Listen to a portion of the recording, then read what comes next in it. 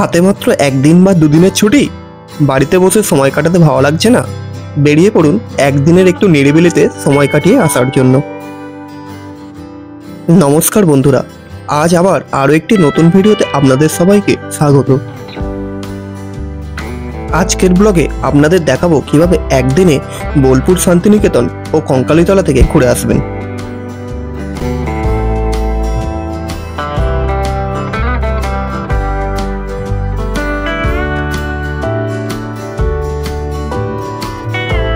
একদিনে বোলপুর ঘুরতে হলে আপনাদের সকাল সকাল বাড়ি থেকে বেরোতে হবে, আর এক্ষেত্রে আপনারা চাইলে গাড়ি ভাড়া করে অথবা ট্রেনে করে যেতে পারেন। আমরা ট্রেনে করে গেছিলাম। সকালবেলা কলকাতা থেকে বোলপুর যাওয়ার কিছু বেস্ট ট্রেনের নাম আমি স্ক্রিনে দিয়ে দিলাম। আমরা 13017 গণদেবতা এক্সপ্রেস ধরে বোলপুর গিয়েছিলাম, যেটি রোজ সকাল 6:05 হাওড়া স্টেশন থেকে ছেড়ে 8:40 বোলপুর পৌঁছায়।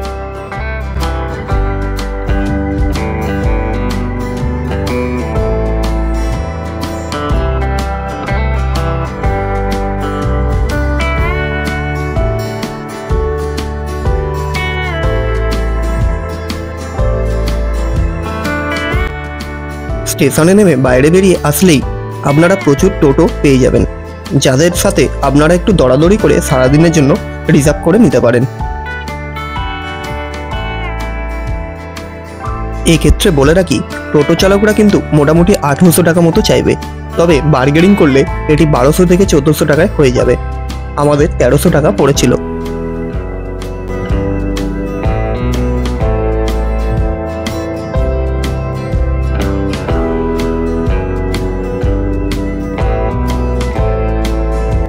প্রথমেই রওনা দিলাম কঙ্কালীতলার উদ্দেশ্যে।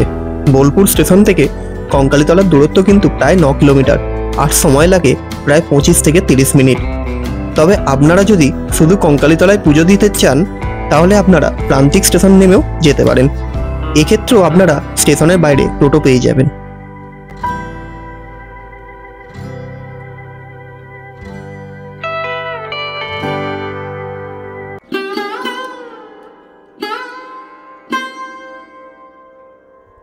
আর যাওয়ার পথেই বাইরে থেকে দেখে নিন সেন্ট্রাল লাইব্রেরি, পৌষ মেলার মাঠ, তারপরেই পড়বে আনন্দ পাঠশালা।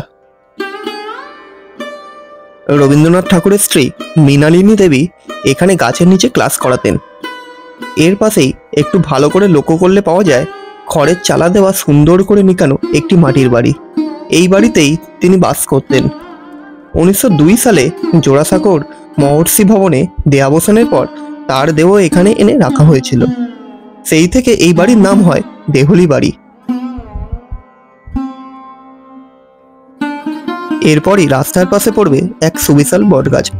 এটির নাম 3 পাহাড় বটগাছ। এই গাছের নিচে বসে রবীন্দ্রনাথ ঠাকুর প্রচুর কবিতা লিখেছিলেন। মহর্ষি দেবেন্দ্রনাথ ঠাকুর কোপাই নদীর ধার থেকে এই বটের চারা এনে রোপণ করেছিলেন। সহজ পাঠের বইতে কিন্তু এই গাছের ছবি আছে।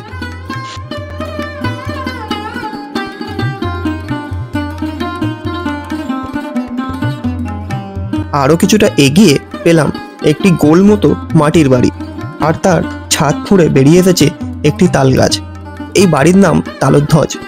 এখানে অনুপ্রাণিত হয়ে রবীন্দ্রনাথ ঠাকুর লিখেছিলেন তাল গাছ এক পায়ে দাঁড়িয়ে সব গাছ ছাড়িয়ে কবিতাটি।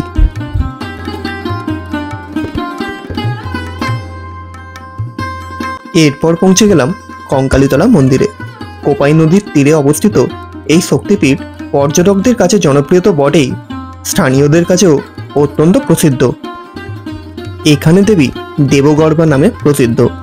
এই সতীপীঠের রক্ষক হলেন রুরু ভৈরব। এটি কিন্তু ভারতবর্ষে শেষ সতীপীঠ। পৌরাণিক কাহিনী অনুযায়ী এখানে সতী দেবীর কোটি দেশ বা কোমরের অংশের অস্থি বা কঙ্কাল পতিত হয়েছিল, আর সেই থেকেই এই সতীপীঠের নাম কঙ্কালীতলা। দেবীর মন্দির সংলগ্ন একটি কুণ্ড আছে। কথিত আছে যে এই কুণ্ডের সঙ্গে কাশীর মণিকর্ণিকা ঘাটের সরাসরি সংযোগ আছে। বলা হয় যে সমস্ত বীরভূমের জল শুকিয়ে গেলেও এই কুণ্ডের জল কখনো শুকায় না। সতীর দেহের কোটি দেশ বা কোমরের অস্থিতি এই কুণ্ডে প্রস্তরীভূত অবস্থায় নিমজ্জিত রয়েছে। প্রতি বছর চৈত্র সংক্রান্তিতে এখানে দেবীর বাৎসরিক পূজা অনুষ্ঠিত হয়। এই মন্দিরে দেবীর কিন্তু কোনো মূর্তি নেই। প্রচলিত আছে যে দেবী নিজেই চান না তার কোনো মূর্তি তৈরি হোক।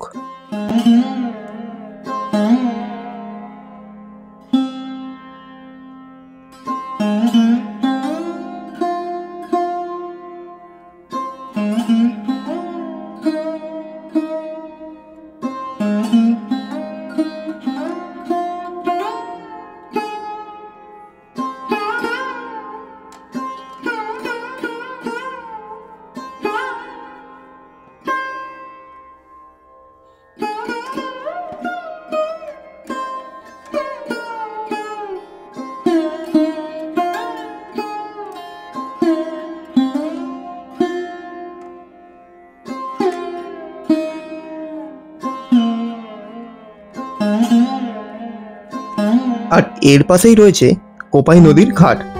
পুজো দেওয়ার পর একবার ঘাটটিও ঘুরে আসবেন।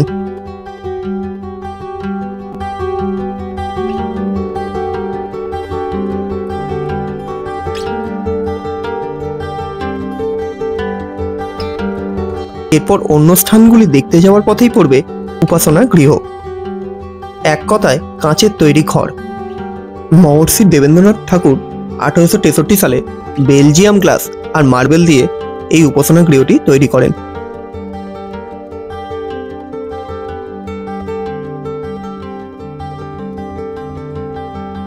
এরপরে দেখতে পাবেন শান্তিনিকেতন বাড়ি, যেটি তৈরি করেছিল মহর্ষি দেবেন্দ্রনাথ ঠাকুর। এই জায়গাটি নাকি তিনি 1 টাকায় কিনেছিলেন সেকালের জমিদারদের কাছ থেকে। আর এর পাশেই রয়েছে ছাতিমতলা।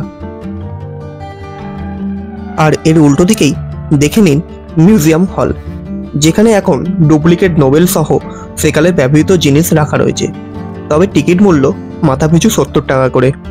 আর ভেতরে কিন্তু কোনো রকম ফটোগ্রাফি বা ভিডিওগ্রাফি অ্যালাউ নেই। কিন্তু এর পাশেই রবীন্দ্রনাথের যে 5টি বাড়ি আছে ওগুলো ফটো তোলা যায়। প্রথমটি উদয়ন। এই বাড়িটি রবীন্দ্রনাথ ঠাকুরের ছেলে রথীন্দ্রনাথ ঠাকুর পরিকল্পনা করেছিলেন। ভিতরে প্রবেশ নিষেধ। আর তার ঠিক পাশেই রয়েছে রবীন্দ্রনাথ ঠাকুরের ব্যবহৃত গাড়ি। আর তারপরেই বাকি 4টি বাড়ি, যেগুলি যথাক্রমে কোণার্ক, শ্যামলী, পুনশ্চ, উদীচী। এখন বিশ্বভারতীর অনেক কিছুই পর্যটকদের জন্য বন্ধ করে দেওয়ার ফলে বেশিরভাগই আমাদের বাইরে থেকে দেখতে হয়েছে। আর এরপরেই বাইরে থেকে দেখলাম আর্ট কলেজের ছাত্রদের তৈরি ইগলু।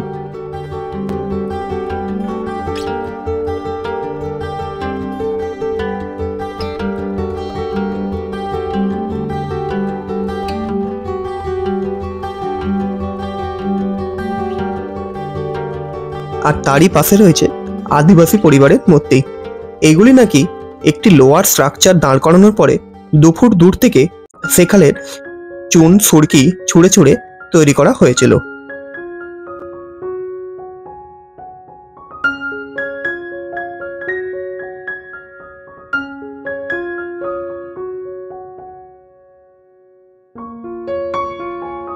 এরপর এসে দাঁড়ালাম নন্দলাল বসুর বাড়ি।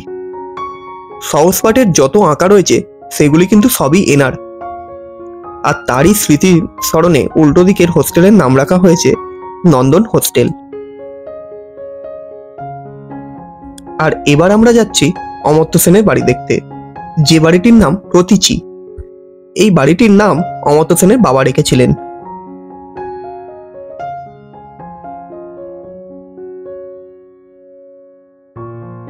এরপর বিশ্বভারতীর ক্যাম্পাস ছাড়িয়ে চলে এলাম সৃজনী শিল্পগ্রাম। এখানে মূলত ভারতবর্ষের 9টি রাজ্যের সংস্কৃতিকে তুলে ধরা হয়েছে। আর টিকিট মূল্য 30 টাকা করে। এই রেটটি আগে কিন্তু 20 টাকা করে ছিল, তবে 10ই এপ্রিল থেকে বেড়ে 30 টাকা করে হয়েছে। আর এর মাঝেই বলে দিই, আপনারা যদি সকালের টিফিনটা বোলপুর থেকে করতে চান তাহলে কঙ্কালীতলা বা এখান থেকে করে নিতে পারেন।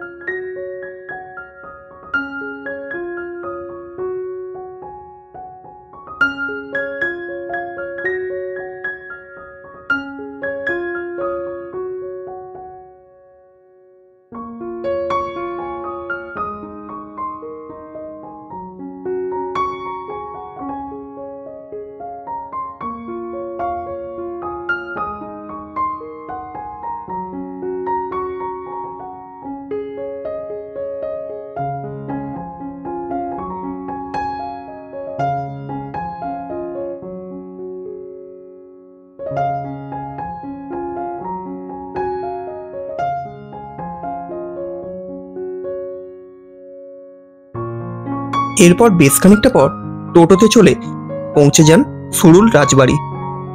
এই রাজবাড়ির বর্তমান বয়স প্রায় 290 বছর। এখানকার দুর্গাপূজা খুবই বিখ্যাত। এখানকার দুর্গাপূজার কাঠামো কিন্তু বিসর্জন হয় না, বিসর্জনের পর তুলে এনে রেখে দেওয়া হয়, পরের বছর একই কাঠামোতে আবার পূজা হয়।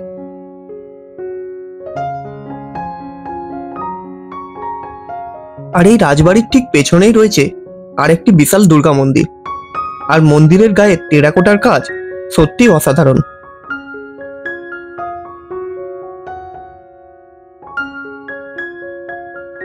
এবার আমরা চললাম আমার কুটিরের দিকে। আর এর মাঝে আপনারা চাইলে ডিয়ার পার্ক করে নিতে পারেন, তবে এটির টিকিট মূল্য মাথাপিছু 100 টাকা। আর টোটো চালক ও স্থানীয় লোকজনের পরামর্শ অনুযায়ী সেখানে সেরকম হরিণ দেখার মতো নেই, তাই আমরা আর গেলাম না। আর এরই মাঝে রাঙামাটির পথ ধরে এসে পৌঁছালাম আমার কুঠির।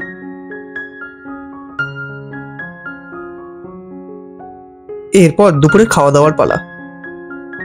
এক্ষেত্রে বলে দিই, আপনারা 2 কন্যার হেসেল ঘর অথবা বনবীতির হেসেল ঘর থেকে খেতে পারেন। এই পরামর্শটা আপনাদের টোটো চালকও দিয়ে দেবে। আর তারপর খাওয়া দাওয়া পর্ব শেষ করে চলে এলাম 34 ফুটের বুদ্ধ মূর্তি দেখতে।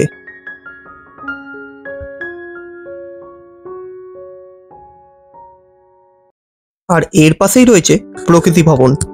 এখানে বিভিন্ন কাঠ ও পাথরকে ঠিক যেভাবে পাওয়া গেছে সেভাবেই সংরক্ষণ করা হয়েছে। এখানে সেইগুলোকেই চুজ করা হয়েছে যেগুলোর মধ্যে কোনো না কোনো রূপ ফুটে উঠেছে, যেমন কোনো মানুষের রূপ বা কোনো পশু পাখির রূপ। আর এখানকার প্রবেশ মূল্য 30 টাকা। আর আপনারা যদি ফটোগ্রাফি বা ভিডিওগ্রাফি করতে চান তার মূল্য 20 টাকা। আর এখানকার কোনো কিছুই কিন্তু ছেনি হাতুড়ি দিয়ে তৈরি নয়।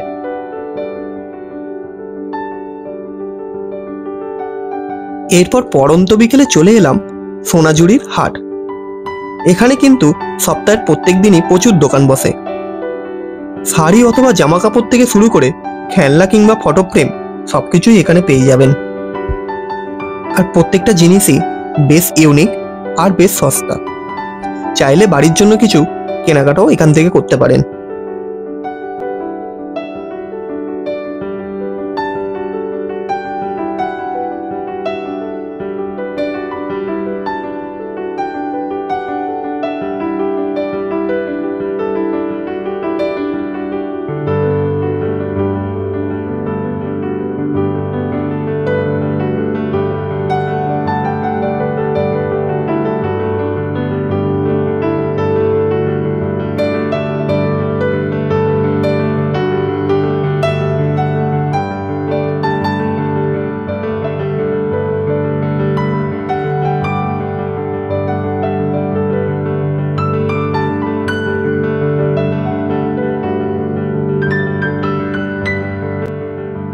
এই সোনাঝুরি হাটে বেশ কিছুটা সময় কাটানোর পর আমাদের শেষ গন্তব্য পলাশবনি গ্রাম।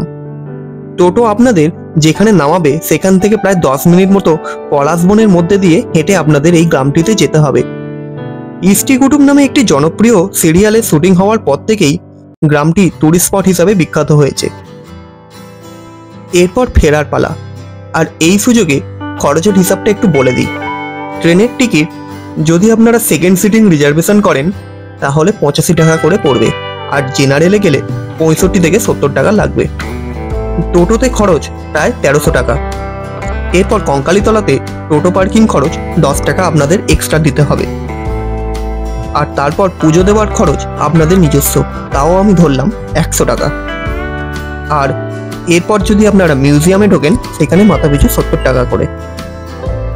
সৃজনী শিল্পগ্রামের এন্ট্রি ফিস 30 টাকা করে এখন। ডিয়ার পার্ক যদি যান এন্ট্রি ফিস 100 টাকা।